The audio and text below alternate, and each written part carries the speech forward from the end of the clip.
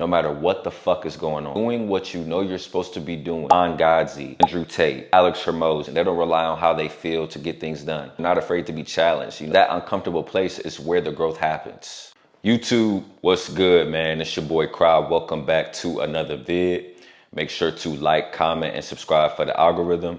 And make sure to follow me on all platforms at I Am Cry.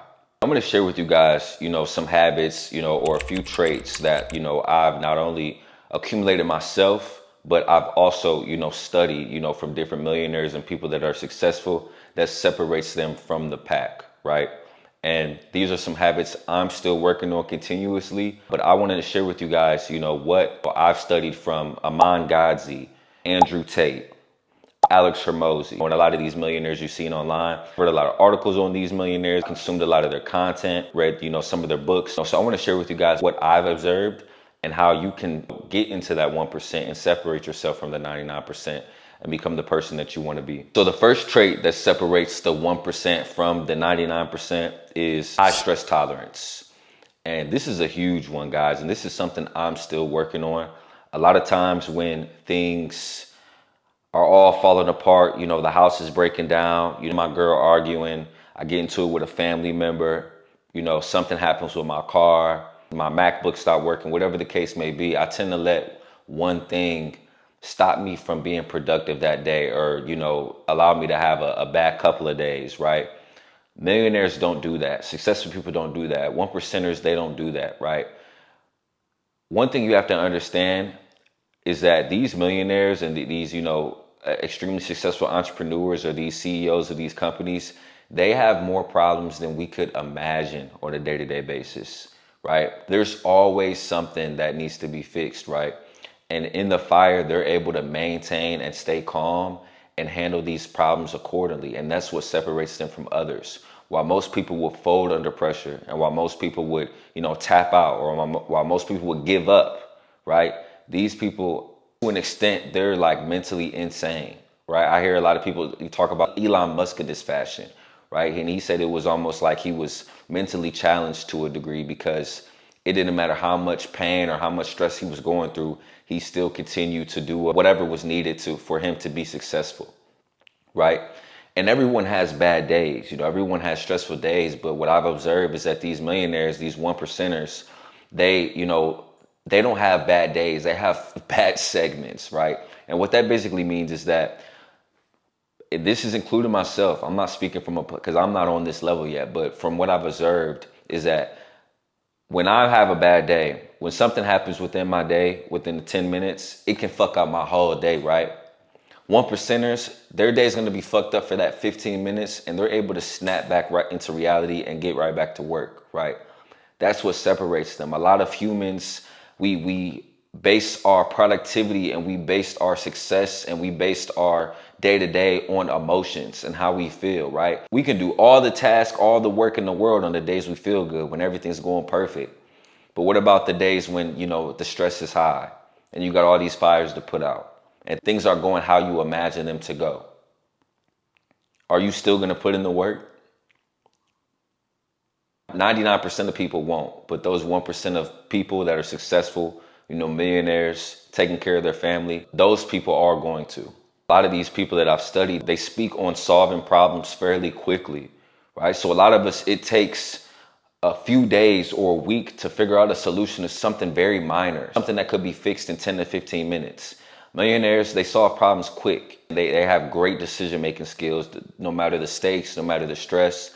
And this is what separates them, guys. So that is the first trait that I've studied and I've seen a lot of these 1%ers adopt, is that they have a high stress tolerance, guys. So if you're looking to get into that 1% and separate yourself from the pack like I am, it's very important that you're able to have a high stress tolerance, despite of what's going on through your day, you're still going to get things done. Second trait that's going to separate you from the 99% is very simple, guys, but it's not talked about enough, in my opinion, is discipline, right? Discipline is, and this kind of ties into the last point, but discipline is doing what you know you're supposed to be doing, no matter what the fuck is going on, no matter what the fuck happens. An airplane could run into your house. You still gonna find a way to go to the gym that day, right? You could be sick as a dog. You still gonna find a way to do that deep work. That's what discipline is. A lot of us rely on motivation. These one percenters, they don't rely on motivation. They don't rely on how they feel to get things done. They're going to rely on their discipline, right? They're going to sit down, say, this is what I want to accomplish. This is what I'm going to have to do on a daily basis to accomplish this goal. And then they set out that plan and they do it on a day-to-day basis. They're sticking with it no matter what. That's what discipline is, guys. And it's painful, right? There's going to be days where you don't feel like doing it. There's going to be days where, you may have had some success and you get complacent, right? This is not talked about enough as well. You may get complacent, get happy where you are and say, I'm not going to record a video today. Or I'm not going to send out that outreach today. Or I'm not going to prepare for my 9 to 5 today. I'm not going to, book some extra hours at my factory job today. I like the way my check was last week. I'm going to chill this weekend. But that's not following the plan that you originally set when you were motivated, right? And that's what separates the 1%ers from the 99%. It doesn't matter how they feel. It doesn't matter what's going on. When they set out a plan and something they want to accomplish and they know they have to accomplish it on a day-to-day basis, they're doing it. They're disciplined.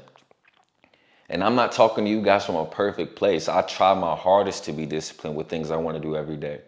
And I have days where I fuck up, just being honest. And that's why I'm not where I want to be all the way. Yes, I've made tremendous progress on my journey, but I could be a lot farther if I'd stayed disciplined with what I knew I was supposed to do on a daily basis. I let external people, circumstances, situations knock off my discipline. And 1%ers, they don't do that. They're sticking to their plan no matter how they feel, right? No matter what's going on. You hear stories about LeBron James waking up at 4:30 a.m., staying disciplined with his regimen, right? LeBron James is a legend, guys. LeBron James has accomplished everything. He has 4 MVPs, 4 rings, gold medals. He's a billionaire, married with kids, very successful man. If anybody could, relax and be content, it could be him. And he's still on a day-to-day basis doing the hard things and staying disciplined to continue to be great at what he does. That's why he's a 1%er. That's why everybody can't be LeBron James, right? What I'm telling you guys is that you can be the LeBron James in whatever field you're in, right? Whether that's marketing, content creation, recruiting, doing hair, doing nails, being a barber. Whatever you're doing, you can be the LeBron James of that if you stay disciplined with what you need to be doing on a day-to-day basis. And that's going to separate you from the 99%. The third trait that separates the 1% from the 99% is humility. And this is actually a trait that I think that I probably am the strongest with as far as all the traits I'm going to share with you today. And this is basically that you have no ego, right? Yes, you're confident in your ability. You know how good you are, but you're always looking to learn. You're always looking to improve, right? I'm going to mention LeBron James again. He goes into every offseason looking at areas he can improve, right? This is LeBron James we're talking about, right? So you have to do that with yourself. A lot of these millionaires that I've studied, a lot of these 1%ers that I've studied, they are extremely self-aware. They're aware of their weaknesses and where they can improve at all times. They're also open to adapting and being able to adapt, with changes, right? The man who believes he knows everything knows nothing at all. I know there's things that I'm continuing to learn, right? I have no ego. I'm always trying to improve and be the best that I can be in all areas, right? Even fitness. I consider myself to be an in-shape guy. It was a guy that came up to me the other day and said, hey, on your leg extensions, maybe slow down at the top, right? My ego could have got in my head and said, like, nigga, look at me. I look great. Like, what is you talking about, right? But then I looked at him, and although he wasn't as shredded as I am, he had bigger legs than me, right? So how about I put that ego to the side and say, you know what? Let me start pausing at the top. And come to find out, I started implementing that into my routine, into my regimen, and my legs way more sore, right? You know what I'm saying? He was 100% right. That's what separates a lot of these people, man. They have humility. Like they're not afraid to be wrong. They're not afraid to be challenged. They thrive in criticism. They want to continue to grow because that uncomfortable place is where the growth happens.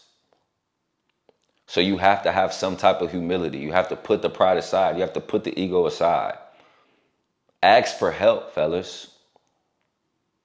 You know what I'm saying? A lot of us have so much pride and ego, we don't want to ask for help, including myself. I remember when I was doing music, right? And oftentimes I just wanted to do everything by myself, right? I didn't want to ask for help, with marketing. I didn't want to reach out to DJs. I didn't want to do X, Y, and Z, right? Because I thought I knew everything. But I didn't know shit. And 99% of people, including myself, guys, 99% of people have an inflated perception of their ability and what they know, right? When in reality, you can always get better. If LeBron James is going into every offseason saying, how can I get better? And he's the best player in the world, guys, kill your ego and have some humility, because you're not shit. You're not LeBron James. And if you are LeBron James in your field, you can still get better. There's always more. There's no perfect person in their field, right? So that's what separates the 1%ers from the 99% is that they have humility. They always know that they can improve. And although they're very confident in their ability, they also know where to draw the line and, say, hey, I can improve in this area. I'm open to criticism. How can I get better here? How can I get better there? And having that mentality is what's going to separate you from the 99%, guys. Because a lot of us think we got it all figured out and we don't. I want to share with you guys a bonus. I was only going to share 3 habits with you guys, but I do want to share one more. And the last habit that is going to separate you from the 99% is collaboration, right? Everybody says, be the lone wolf, right? I don't need nobody. I'm going to accomplish my goals by myself. I'm going to be successful by myself. Dog. On a journey to being a millionaire, on a journey to being a 1%er, it's a team sport, dog. It's not tennis. It's not boxing, right? Having the people around you to help uplift you, depending on what you're trying to do, is going to get you to your goals a lot faster. 1%ers, they understand that, right? You listen to a lot of these podcasts, you read a lot of these books, and a lot of these, successful people are always talking about my team this, my team that, right? Because going to the last point, they understand, like, I can't do everything, right? If I'm trying to close $1,000 a month on sales, right? As one person, I'm limited to a certain amount of calls in an 8-hour time block. Versus if I have 5 salesmen making all of those calls in an 8-hour time block, it's going to increase the chances that I hit that $1,000 goal. And that's how you have to look at your life and your goals, right? So depending on where you are, like for me, right, once I get more successful in the YouTube space, I'm going to start outsourcing my editing, right? And me outsourcing my editing is going to allow me to have more time to learn new skills or improve on certain areas that I don't have time for now, right? Or even with my fitness business, I was uneducated on how to leverage, tools online to make money. So I invested in someone who does. I got a team of people to teach me. Right? These 1%ers do that with everything. It's all they always have a team. They always are not afraid to collaborate, right? Especially in the Black community, guys, we want to do everything ourselves. Like, we don't want no one to outshine us or to help us. Like, we have a lot of like pride and ego to just not fuck with motherfuckers. And one thing I've noticed is that other cultures are not like that, man. They're always trying to collaborate and lift each other up and, push each other to the next level. And that's what's going to separate you from the 99%, guys. Getting around a team of individuals that can help you improve, and collaborating, as a team, as a unit, and building a company, right? A company doesn't have to be 100 employees. It can be 3 people, right? Think of it like content. You got a videographer, you got an editor, you got you. That's a team. Right? Think of a band. You got somebody playing the drums. You got somebody singing. You got somebody playing the guitar. They a team. In the NBA, you got a point guard, shooting guard, small forward, power forward, center. You got the coach. You got the GM. You have a team. Right? That's how you have to approach business. That's how you have to approach your road to success. Creating a team. And this is something I'm definitely still learning and implementing in my life. But I wanted to share with you guys because a lot of these millionaires that I've mentioned, have had so much success because they have teams, they have systems, right? So those are 4 habits I wanted to share with you all today that separates the 1% from the 99%. I hope these resonated with you, and I hope you're able to, take at least 1 or 2 of these and start implementing them into your life, because I know that I am, right? Because I know I have a lot of room to improve. I know I'm not a master of these habits, and, I want to be in that 1%, right? I need to be in that 1%. I refuse not to be.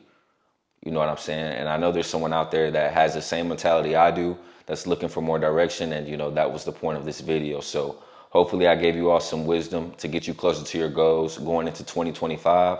I love y'all. Peace.